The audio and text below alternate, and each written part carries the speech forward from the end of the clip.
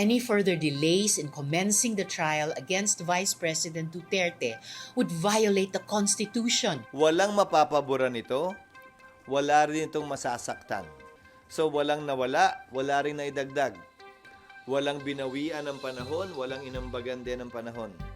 Ang nakuha lang namin dito ay mas mahabang panahon para gawin yung totoo naman talaga naming trabaho na magpasa ng makabuluhang legislasyon at batas. Natatakot ba kayo kay Sara Duterte o pinoprotektahan niyo siya? A showdown of constitutional knowledge. Lawmakers and legal experts clash over what's next for Vice President Sara Duterte's impeachment. Meanwhile, some high-ranking officials breathe a sigh of relief after surviving what was expected to be a bold cabinet shakeup. Will anything really change if most of the old guard stays in place? And will an impeachment trial be held at all? Or will the search for accountability hit a full stop? I'm Stanley Palisada. This is The Weekend Wrap.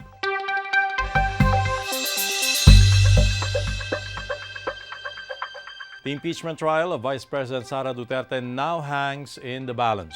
After pushing back the reading of impeachment articles from June 2 to June 11, Senate President Francis Escudero raised even more eyebrows when he admitted there's a chance the Senate might not even convene as an impeachment court, a move that would effectively kill the trial in the 20th Congress.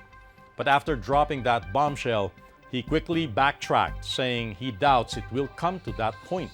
Kung mag-decide ang plenary today na hindi magko-convene sa June 11. In theory, yes, but I doubt that. I doubt that that will happen. Duda lang ako na yun ang mangyayari dahil maliwanag naman ang tinatalaga ng rules, maliban na lamang kung may maliwanag at klarong basehan at rason para hindi gawin yon. Pero sa dulo, pagbobotohan pa rin yan. Escudero also floated the idea that even if the Senate does convene, the 20th Congress could still choose to set the impeachment proceedings aside. Other senators agree. Based on my readings, based on my research, I am more inclined to believe na hindi na pwedeng tumawid sa next Congress. Yan ang aking nakikita. If we cannot conclude the trial before June 30, 2025, we must recognize this impeachment case is functionally dismissed by constitutional operation and no action can be taken by the 20th Congress on the matter for lack of constitutional authority. Mr. President, kahit anong pilit, hindi maitatawid, lalo na't kung lalabag sa saligang batas. But those from the minority bloc aren't on board. And as Senator Risa Ontiveros made her stance clear, a candid move from Escudero drew even more flack. And Mr. President, while I have the floor, if I may be allowed, I wish to respond briefly to the manifestation made by the majority floor leader. Mr. President, the 1987 Constitution demands that the Senate continue with the impeachment proceedings already initiated without further delay. Adding fuel to the fire, draft Senate resolutions have surfaced, all aiming to dismiss the Vice President's impeachment. One of them was filed by no less than Duterte's staunch ally, Senator Ronald de la Rosa. Sizeable na yung number sa siguro i-incorporate yun yung magandang provision doon sa kanilang mapaganda yung final version at magiging acceptable sa lahat. That's my own initiative. But as some try to shut the process down, a sharp warning comes from within their own ranks. If the Senate fails to uphold the Constitution, they will pay the price. If you play politics now, okay, down the road, hindi ko alam how many years from now, but down the road, there will be a political price to pay. Mag-ingat-ingat lang din sila, especially if the action would obviously be, it can obviously be characterized as disregarding the mandate of the Constitution. If a majority of the senators say that yung trial, wala rin mangyayari because you don't have numbers, sinong masusunod? Right now, it's not the VP who's on trial. It is the Senate that is on trial. Over in the lower house, lawmakers aren't hiding their frustration. They're questioning senators' motives given that they will act as judges in the trial. Under the Constitution, ang trabaho ng Senate is to hear, di ba? And sa amin naman is to prosecute. So, hindi ko naiisip kung paano nila i-dismiss yan without first conducting the trial, and that is their constitutional mandate. Well, for me, that is unconstitutional. They have to explain it to the people. With due respect sa ating Senate President, no? So, ang tanong ko dito, sino ba yung pinoproteksyonan mo sa ganyang sinasabi mo? Taong bayan ba? O si Sara Duterte? Ang may kasalanan, dapat pinapanagot, hindi pinapalusot. So, nakakadismaya, nakaka-disappoint itong nangyayari sa Senado. Escudero meanwhile fires back saying the Senate won't just follow the House's every command. Ang mga kongresista tila nasasanay na diktahan ang Senado kaugnay sa gusto nilang mangyari sa impeachment. Pues kung trabaho ng ilang mambabatas na maging sunod-sunuran kay Speaker Romualdez na gusto klaro itong impeachment na ito, hindi namin trabaho yan sa Senado. Hindi ko rin trabaho yan bilang tagapangulo ng Senado. Despite the tension, House Speaker Martin Romualdez remains calm. Impeachment complaint ay nasa Senado na. So we leave it to their sound discretion as to how they want to proceed and conduct. No? The Senate President outlined the priority measures, like the measures that they would like to prioritize first. So we have to respect the decision of the Senate President. The brightest legal minds in the country also weighing in on the debate. Professors from the University of the Philippines College of Law calling on the Senate to let the truth unfold and comply with our constitutional duty to forthwith proceed with the impeachment trial. Now, at the center of all this, Vice President Sara Duterte, who made the most out of her stay in the Netherlands.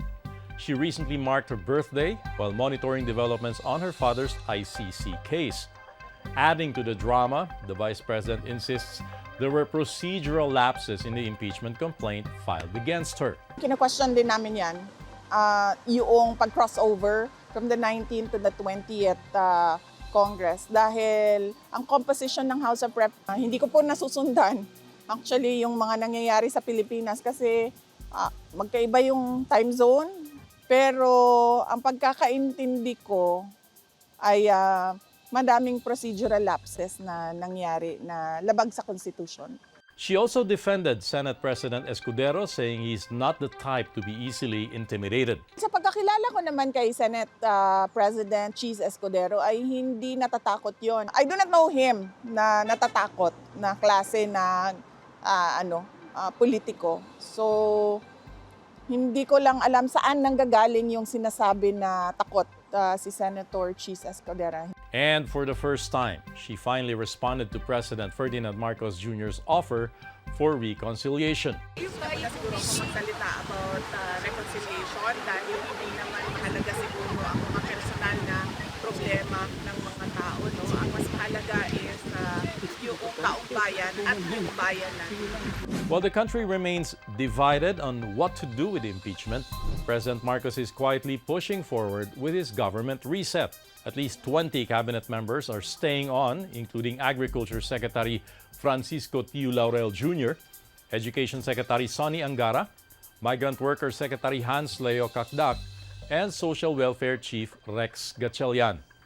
Malacanang defended the president's decision to keep most of his cabinet intact, saying it reflects his confidence in their performance. It is only the president who can decide if we performed up to par, or we delivered on those promises or the expectations that he gave to us, announced to us at the beginning. And because of this, the president might have probably, most likely, determined that most of these whom he retained have performed at par. because otherwise he would surely have fired them. You know, this is not a purge. Well, if you are asking for blood, there will still be blood. Meanwhile, newly appointed Solicitor General Darlene Berberabe is gearing up for a tough road ahead. She's reviewing the ICC case of former President Duterte, as well as the OSG's potential involvement in the Vice President's impeachment trial. But she drew the line, saying the Solicitor General's duty is to protect public interest above all. Yung Solicitor General kasi parang ito'y tinatawag din na Tribune of the People. So in fact may mga kaso na kahit halimbawa isang government agency, kapag ka pinag-aralan ng OSG at nakita niya na hindi tama ang posisyon, ay maaari itong magkaroon ng taliwas na posisyon. So talagang kailangang matuntun ano itong public interest na dapat na maprotektahan ng OSG. Transportation Secretary Vince Dizon was also retained and faces massive pressure after the controversial EDSA Rehab announcement. Following public backlash, President Marcos suspended the project for 1 month.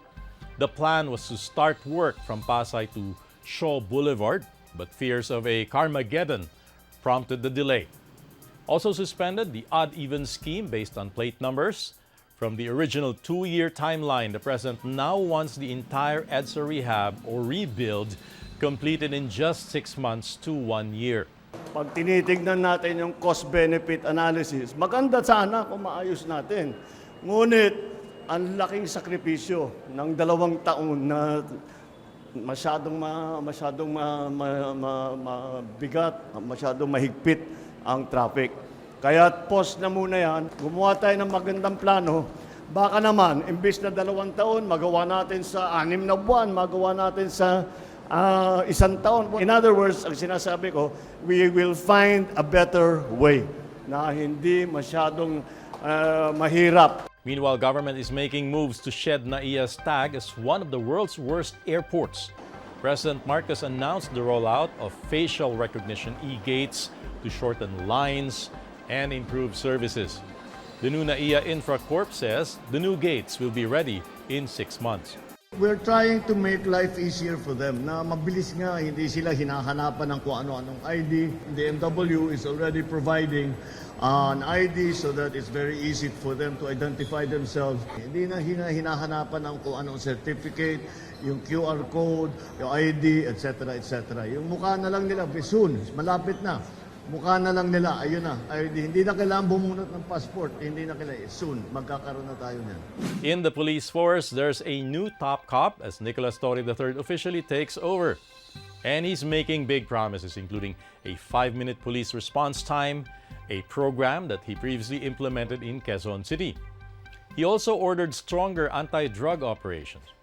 But he insists there should be no killings or human rights violations. Sama sa metrics natin ang number of arrests. Paramihan. Sige. Paramihan. Tandaan natin, yung mga tao na inaresto mo, hindi mo binaril, hindi mo pinatay. Buhay yan. Andiyan ang human rights. Now, interestingly, the Vice President and her brother, Davao City Mayor Sebastian Duterte, had something to say about Torre's appointment, questioning why he was even chosen. The mayor pointed out Torre was promoted and jumped ranks, not because of merit, but because of favor. Torre, after all, led the arrest of their father and his spiritual advisor, Pastor Apollo Kibuloy. I do not think magiging mas maayos or mas maganda ang ating bansa. Merong recent findings ang Senate of violations of law of this police officer. So bakit mo naman gagawing chief of police? So masyadong sketchy yung decision. But Torre hits back, questioning their father's own pick for PNP chief during his time. And rewind lang ng konti sa termino naman ng tatay niya kung sino unang chief PNP. Okay? So, ano rango ng unang chief PNP at ano rango ko bago ako naging chief PNP. So, it really goes back to him, really. Seriously speaking, it goes back to him. Okay? The first chief PNP of his father is a 1-star na naging automatic 4-star. Did he ask that? Did he question that? Now, to a growing health concern, the Philippine government is being urged to declare a national public health emergency after a massive spike in HIV cases. Health Secretary Ted Herbosa says infections among Filipinos aged 15 to 25 have risen by 500%, making the Philippines the country with the highest number of new HIV cases in the Western Pacific. Without immediate intervention now, the DOH warns cases could top 400,000 in 2030. Now, this comes as the Philippines also raises alarm over Mpox. More provinces have recorded cases, prompting renewed calls for vigilance. But the DOH says the trend this year is less severe compared to the same period in 2024. Ang lockdown ay hindi makakatulong sa Mpox kasi hindi naman siya airborne. In fact, baka makasama pa yung lockdown kasi skin to skin. Eh kung kayo po ay nasa loob ng isang bahay at wala kayong choice, maliit yung bahay, nagdikit-dikit ng balat, eh mas lalo pong magkakahawaan. And that wraps up this week's Top Stories. I'm Stanley Palisada. We'll catch you again next time for more of the latest headlines. Stay with ANC, the ABS-CBN News Channel.